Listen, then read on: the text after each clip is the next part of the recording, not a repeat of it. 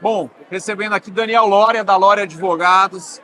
Teve uma participação fundamental no governo, né? 2 anos participando ali na organização e aprovação da reforma. É uma honra tê-lo aqui. Obrigado, Daniel. Paulo. Obrigado pelo convite. Prazer falar contigo. Eu queria muito conversar com você sobre a reforma e entender como é que você está vendo a reforma caminhar do ponto de vista operacional, implementação. Como é que é a sua visão nesse momento da reforma? Aqui no Tech Summit eu falei um pouquinho sobre o desafio federativo que está por trás da reforma, né? Essa necessidade de convergir interesses da União Federal, estados, municípios, cada um, né, com as suas origens, vamos dizer assim, né, com as suas bagagens, e ter que conversar tudo isso. Isso desemboca num desafio sistêmico muito grande. A gente hoje tem 2 sistemas ainda, né? DS e EBS, não tem uma convergência. Isso me preocupa bastante, para ser honesto. Desde o documento fiscal eletrônico, que vai ser a origem de todos os dados, até a apuração assistida, que vai te dar o confronto ali de débitos e créditos, até as modalidades de extinção do débito e apropriação do crédito. Fala um pouquinho do split, do RAD, né? Acho que é legal a gente falar disso também. Quando a gente fala dessa operacionalização, né, a gente fala é mandatório ter um documento eletrônico, porque a apuração assistida vai ser baseada no documento eletrônico. A gente está implementando uma série de novos documentos eletrônicos, né? Verdade. Nota fiscal águas, a nota fiscal de alienação de bens imóveis, NF3E, NF-Com, bilhete de passagem eletrônica. Isso tudo é requerido realmente para essa reforma? Olha, eu tenho confiança plena nos técnicos do governo que estão engajados nisso, né? O pessoal do ENCAT é feríssimo em documento fiscal eletrônico, o pessoal da Receita também. Foi tomada uma decisão estratégica na época que eu ainda estava no governo, de preservar o legado do documento fiscal eletrônico, nota fiscal no 55, nota fiscal de serviço eletrônica, nota fiscal ao consumidor final, preservar esse legado e aí tentar criar um modelo novo de nota para a reforma. E o desafio é que daí eu acho que a gente exagera um pouco e tenta criar um detalhe muito grande, muito documento fiscal eletrônico variável. Tipos de documentos, Tipo né? de documento. Então a gente vai fazer assim, né? Para depois lá na frente convergir. Se poderia ser mais simples, eu olhando de fora, acho que sim, mas também odeio sem dinheiro de obra pronta, né? Eles estão fazendo o melhor possível. E quando passa pra pelo convergir lá no final. Congresso, né, Daniel? Acho que as coisas até foram se modificando, né? Muita coisa, né? Essa parte operacional está muito na mão realmente das administrações tributárias. Eles estão fazendo o que fazem de melhor, que é ter o controle, eles querem ter muito dado, né? Fiscalização. Vai demorar um pouco ainda para a gente virar uma chave no Brasil, de que agora no IVA, como você tem um crédito vinculado ao pagamento do débito, todo esse meio de cadeia dá para simplificar demais, né? Se o meu fornecedor não paga o crédito, não paga o débito dele, eu não aproprio o meu crédito. Então, para o governo está seguro. Entendeu? Nós acabamos, as empresas aí no meio de cadeia são os grandes fiscais da reforma. Você vai ser o maior parceiro do governo, é a empresa no meio de cadeia. Na verdade, eu até enxergo essas empresas como agentes de arrecadação, parceiros do governo. São contribuintes de fato, né? Contribuinte vai ser eu, você, lá que vai para a farmácia, Consumo final, né? E pagar o preço. As empresas são parceiras do governo e têm que ser bem tratadas pelo governo, como estão sendo, tá? Eu acho que eles estão trabalhando muito bem. O ENCAT está com um diálogo muito forte com as empresas, Receita também. Agora, o desafio é gigante, né? Teve um pessoal da União Europeia que olhou para o projeto brasileiro e falou, cara, vocês estão fazendo em 3 anos o que a gente fez em 30. E eles estão bem atrás da gente, né?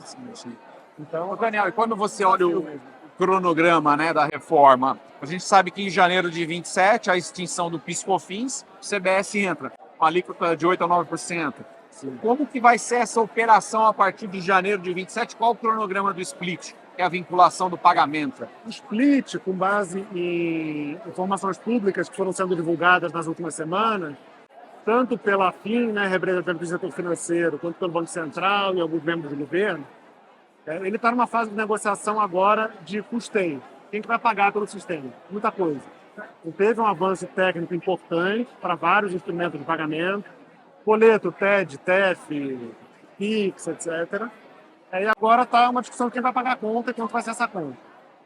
Então, o que a gente tem de cronograma apresentado é outubro de 27, para isso estar rodando mesmo, em caráter opcional, só para a empresa que quiser fazer o split, quando estiver comprando, né? A empresa compradora vai poder fazer o split se ela quiser, para garantir o crédito dela na compra.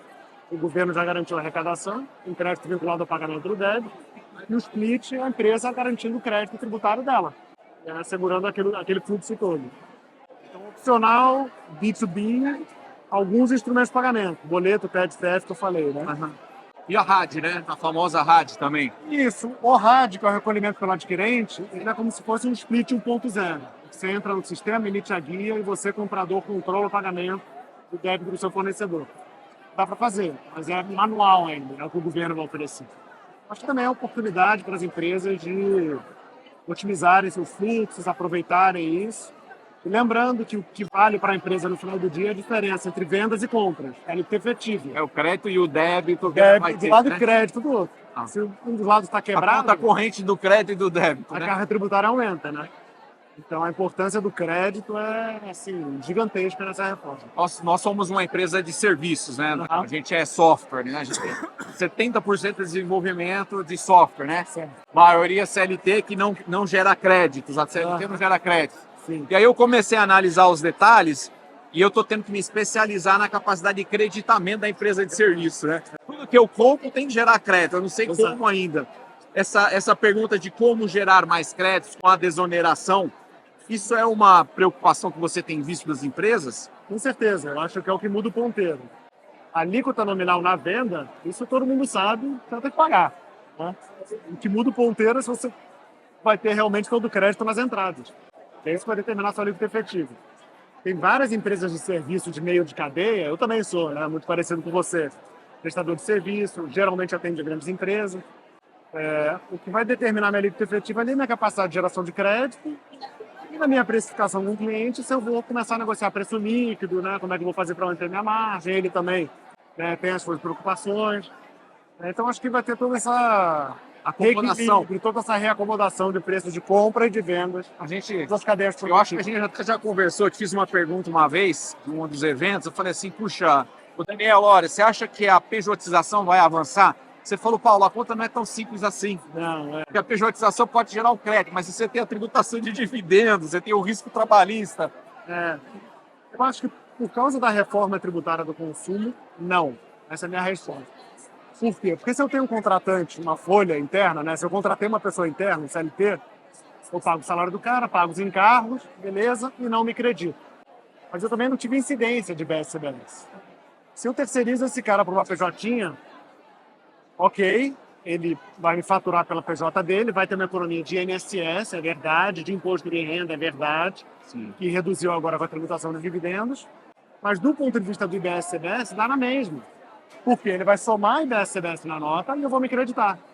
Então, o valor líquido após IBS-CBS deveria ser igual, entende? A diferença para o PJ é principalmente contribuição previdenciária e imposto de renda, que agora com a tributação do dividendo o governo reduziu um pouco esse gap. Bom, Daniel, queria agradecer sua participação conosco, é sempre muito enriquecedor e, para não dizer, esclarecedor, acho que essa é a palavra, né? Conversar com quem está na prática ali. A gente sabe que o trabalho da tecnologia sem um bom tributário não existe. Então, te agradecer muito pela participação. Obrigado, Paulo. Obrigado.